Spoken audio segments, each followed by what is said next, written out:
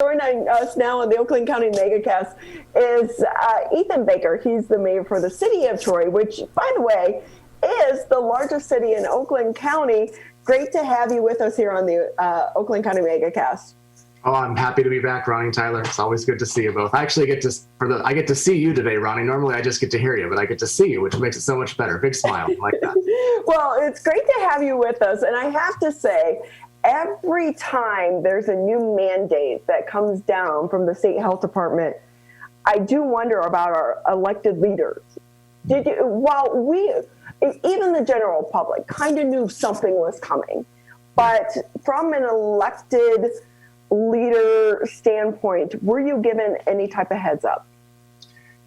No, not really. I mean, the way it works today, I mean, we all kind of had a heads up that something was coming, but I think that's really the result of social media now, right? I mean, things leak much quicker to the mass public than they ever used to. So I was kind of finding out as you were finding out. I mean, you hear grumblings as you go along, and you see numbers going up, and you hear warnings coming out of Lansing saying something could be coming, something could be coming. But no, I didn't know any more than anybody else did on that Sunday that restaurants were going to close again, bowling alleys, movie theaters and such. I mean, that was kind of a, surprise Sunday evening, right? But we deal with it. That's one thing we've learned is that we take one day at a time with COVID and expect the unexpected. And that's how we're living, unfortunately, which, we've been doing it for almost 9 months. So you get used to that aspect of it, but it is hard. What have been the calls coming into City Hall since that announcement? Are restaurants calling you, trying to figure out, can we do this? Can we not do that? Because there has been discussion about, hey, a lot of these restaurants have invested in those little igloos, but are those considered indoor dining? So I would imagine City Hall is getting flooded with phone calls. They are, and our code enforcement and planning department handles all of that aspect for the city, and certainly there has been an influx of calls coming to me directly, see if I could connect people with the right people at City Hall, and it is a difficult question. Well, suddenly, if you enclose an outdoor space and it's airtight, doesn't that make it an indoor space? I mean, is that indoor dining now? And yet we know, as I'm looking outside right now, it's cold and you can't sit outside like you could in July and August and eat, which really helped our restaurant industry deal with some of the issues. So yeah, it's been busy getting a lot of calls. I know a lot of the smaller restaurants can't afford to invest in these kind of outdoor enclosures, and they're the ones that are really struggling through all this, and that's what breaks my heart. I happened to be at a coffee shop on Sunday before that order came down, and I was talking to the owner and said, Ethan, if there's another shutdown, I don't think I can make it this next time. I barely pulled through the last time, but if there's a shutdown, the only thing that was keeping her alive is the fact that she could have people come in and sit socially distanced in her cafe because there was enough space for it. And she's just not in a location where people are going to grab and go. So that's the most troubling aspect of all this is, and the bigger, the more corporate type restaurants, they have the resources available to make a go of it. But the smaller mom and pop ones, this is supposed to be their busy time too, and they're not getting the business they need to survive. Yeah, and so you wonder, I mean, there's going to be such a trickle-down fallout from this. And in that situation, a lot of people, for them, little coffee shops like that were their lifeline because maybe they couldn't get Wi-Fi at their home, or they were surrounded by kids trying to learn and this, that, and the other. So these coffee shops were kind of their escape, where they could work in peace, and then that increases the business, and then you take that away. Yep. What are you going to do? And from a mayor's standpoint, what is your conversation on the flip side of that? Because they don't have the federal support that they did the first round. Certainly not yet. I mean, we've been watching Washington work through a second, or not even a second, it's really a fourth or fifth round of stimulus when it comes down to it, but trying to get them to come up with something. Obviously, the campaign and the election slowed that down and probably made it 10 times worse than it needed to be. I am in contact with our congresswoman here, Haley Stevens, and she's optimistic that they can get a deal done sooner rather than later, just so there can be something coming. Because as you know, just because a deal gets done now, it doesn't mean that there's checks in the mailbox the next day, right? There's that lag time, and Washington needs to step up here, and the leaders we have there need to recognize that these businesses can't survive, and these people can't survive without the help that they need. And as a reminder, these people have paid into the system with taxes for all these years for a time like this. And I think that's something that gets lost sometimes in this conversation, is this isn't just about free money. It's tax dollars and taxes that people have paid into a system for years on end. And it's time for some of that to come back to them a little bit when they really need the help. And there's no denying we really need the help right now. Yeah, and even right now, the state of Michigan is saying basically, for all these employees that are going to be losing their job, because, and we got to remember, like, when we're having this conversation, we tend to focus on the restaurants and the bars. But sure, this is so much more. It's the movie theaters that just reopened. It's the bowling alleys that just reopened. And for them, this is their height season because of the leaks. So sure, shutting them down, they're probably not going to survive this. So when they have a conversation with an elected leader and you say things could be in the pipeline, right, for them, that may not mean a lot right now, because they still have to put food on the table. They still have to keep their lights on. What do you want them to know? It's the city, because we saw in the city of Dearborn, it was Dearborn, where the local donut shop was issued a misdemeanor citation for people sitting down in the restaurant. Is that going to be happening in the city of Troy? Because you have a long, well sought out industry of people wanting to go to your restaurants for that experience. Well, listen, I can't sit here as the mayor of a city and say our police aren't going to do what they're supposed to do and enforce the law as it stands, right? So that's definitely, you're not going to catch me saying that, right? But, yeah. But you had the conversation. Go ahead. Well, no, I mean, we've talked about it. We talked about it before. And frankly, most businesses and most people follow these orders and they do what they're told to do. And that's the right thing to do to help stop the spread and to do all the things we're supposed to do to get the pandemic as much under control as possible. We did have some businesses that opened that weren't supposed to be opened back in the previous shutdown period. And, our local law enforcement did everything they needed to do to enforce the order. But you have to recognize that we're limited as well as a city.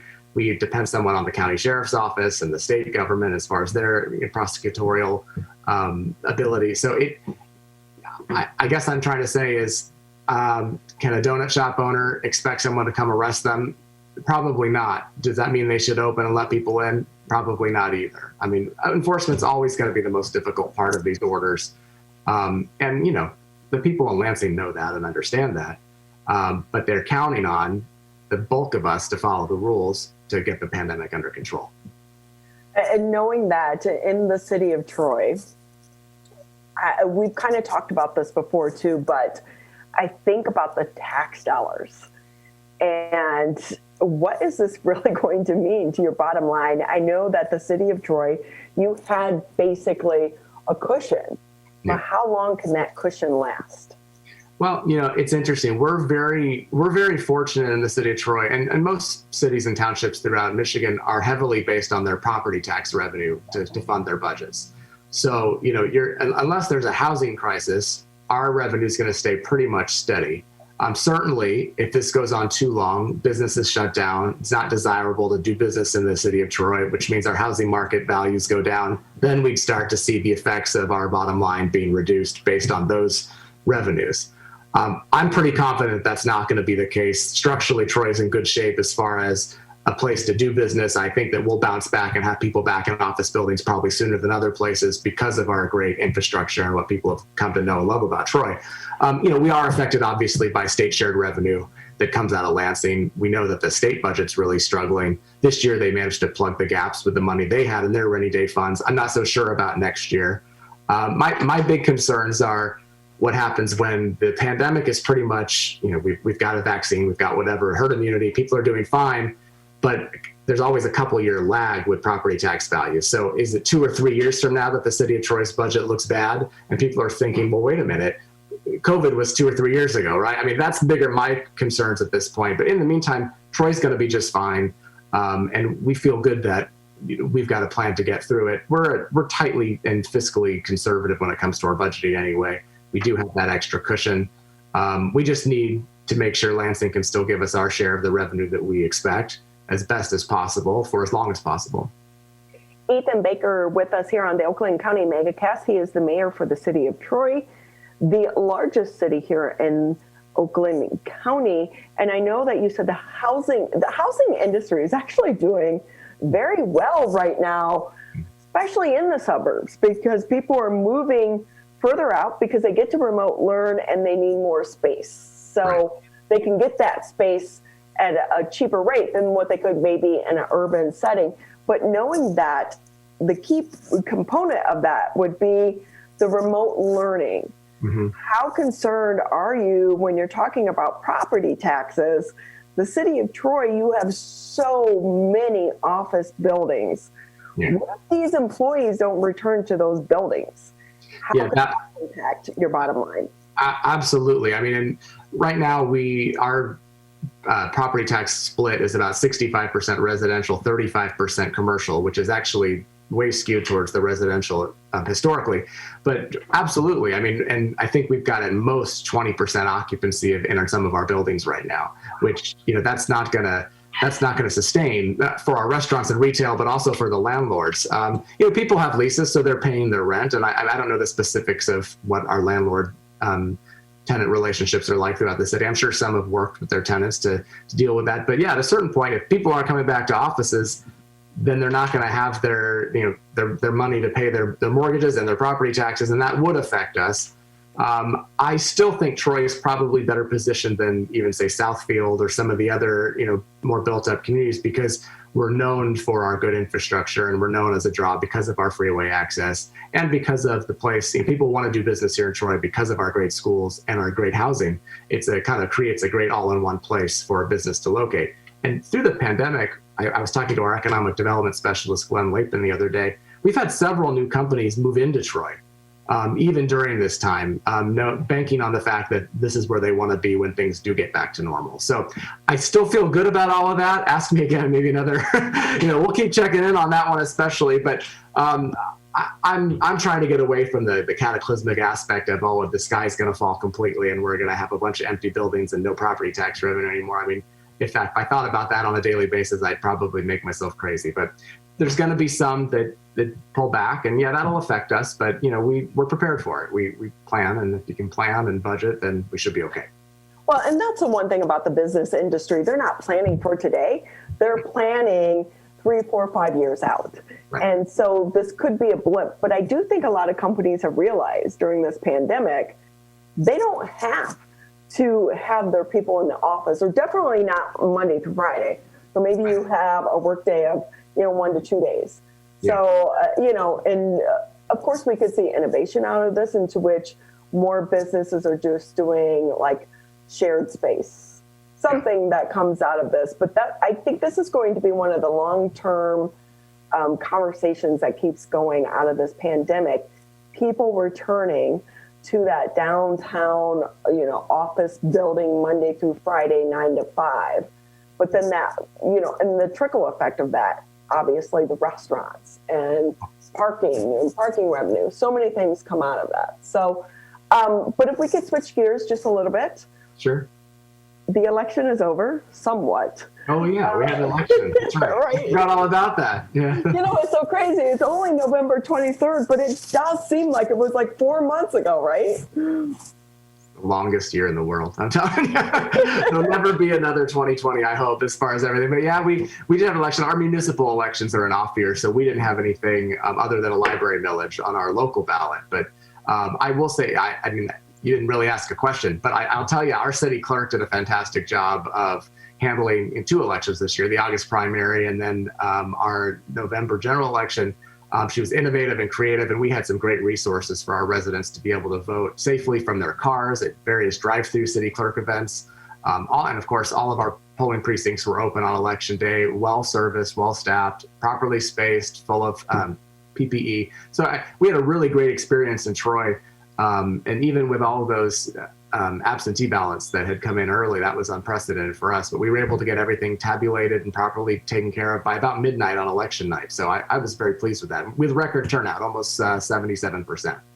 Wow. I will say, I think that's one of the great things that might come out of this pandemic and this election cycle, is it really did spur people to go vote. and have their voice heard. But knowing that, what do you think was put in place from your clerk's office that maybe is going to stick around because it really works so well? I think, people really liked the drive-through clerk that we did.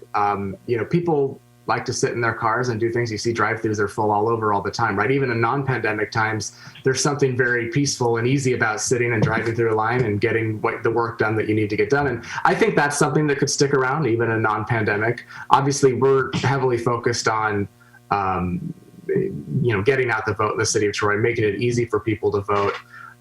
So I don't know what else necessarily will stick around, but I do think that drive-through clerk aspect is something that could continue.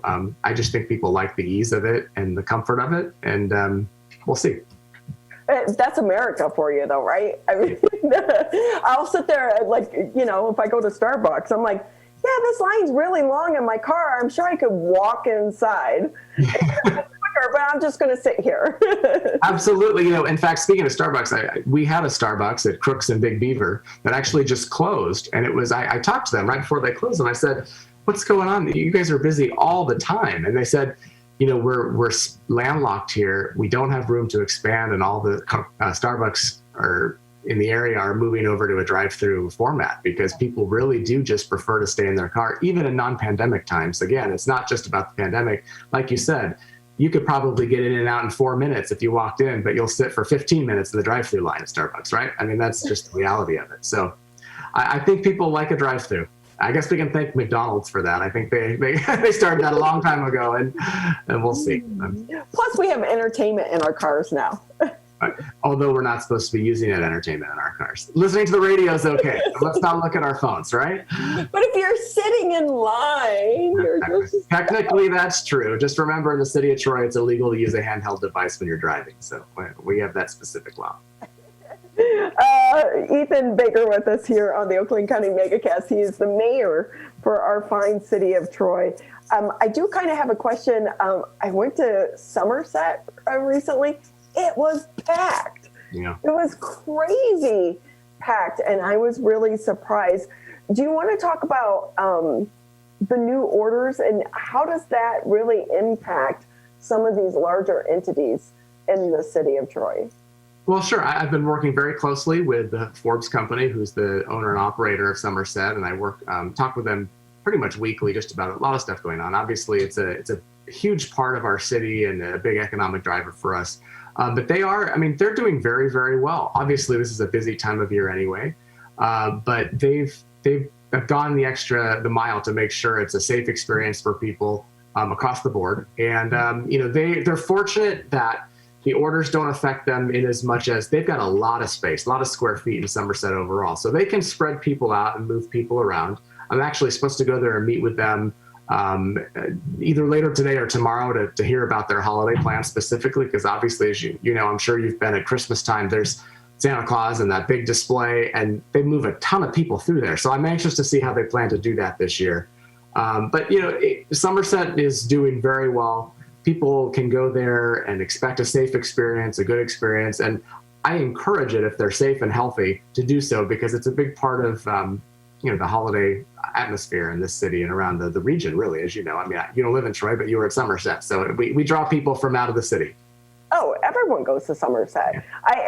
I have, friends or family, when they come in town from out of state, they're all like, can we go to Somerset? I'm like, no. But it has that type of reputation. And also, this is Thanksgiving week, and we're going into the biggest shopping season of the year, but we're also doing it in the middle of a pandemic. So right. I do wonder, what are those crowds going to be like on Black Friday? Yeah, Black Friday, I think obviously there's going to be a record amount of online shopping this year. That we've seen it all year, whether it's groceries or any other supplies that you need. And certainly that's going to play out for Christmas shopping. But I also think you'll see plenty of people go out and do in-person retail shopping on Black Friday and throughout the next month, basically. I obviously encourage, you have to wear a mask when you're in Somerset, and they want you to keep socially distant. They don't want you there if you've got a fever or been exposed to anybody. So all the same CDC rules apply. And, the individual stores, I think it's really important on us as consumers who go there to help them enforce the rules and do the right thing. I mean, it's difficult for a store manager to say, hey, you can't come and spend money in my store because you don't have your mask on right. So wear your mask right and don't put them in that uncomfortable position. That would be my advice. But we're going to do what we're going to do as people do. And we just hope that everyone maintains the right level of safety when it comes to that. But Somerset, retail struggling prior to the pandemic, Somerset's doing very well, and I know that they're going to keep working hard to stay innovative and fresh so that even coming out of this pandemic, there'll still be the experience that people expect. Before we let you go, anything that maybe we didn't touch on that you want the listeners and viewers to know? Yeah, I mean, really, obviously it's Thanksgiving this week. My family's having a very different Thanksgiving. It's just going to be the five of us at home, which is wonderful because we love our family, but we're used to being with grandparents and aunts and uncles and such. So we'll be making a turkey at home. We'll see how that goes. A lot of YouTube videos for how the dinner we're going to prepare. But I just remind people, stay safe, be smart. Obviously, there are going to be people who are going to get together and do big family events, even though the CDC is not recommending it. But I hope that most of you do, just for the sake of getting us through this pandemic that much faster. Thanksgiving's a time to be obviously very thankful and grateful. Sometimes we lose that messaging and make it about food and football, which I think is great. But we also need to remember that let's be thankful for our healthcare heroes and our first and frontline responders. They've really made the difference for us this year and continue to. And cherish every moment you have on Earth. My wife's grandfather's 95 years old, and we got a call last week that looks like his death is imminent, and so we were able to say goodbye to him. But you realize really how important it is to cherish the good moments you have in life when you are younger and you are healthy, when you're with your family before they're off at school. Cherish those moments and be thankful for what you have, even though it's doesn't always feel like a great life. Sometimes we obviously struggle, but cherish the good moments when you can, and I think it'll help. It really is about the simple things in life and the people surrounding us.